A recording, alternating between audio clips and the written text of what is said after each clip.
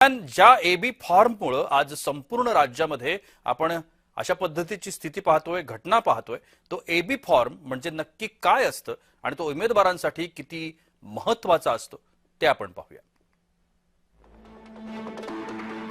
पक्षाच्या वतीने निवडणूक लढवायची असल्यास हा फॉर्म अत्यावश्यक आहे।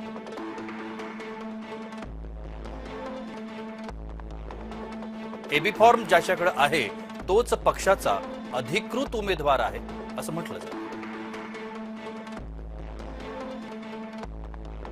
एबी फॉर्मच्या आधारेच उमेदवाराला पक्षाचं अधिकृत निवडणूक चिन्ह मिळतं।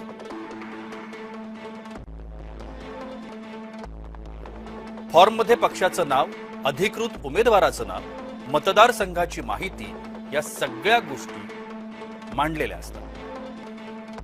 उमेदवाराकडे एबी फॉर्म नसेल तर तो उमेदवार अपक्ष म्हणून निवडणूक लढतो।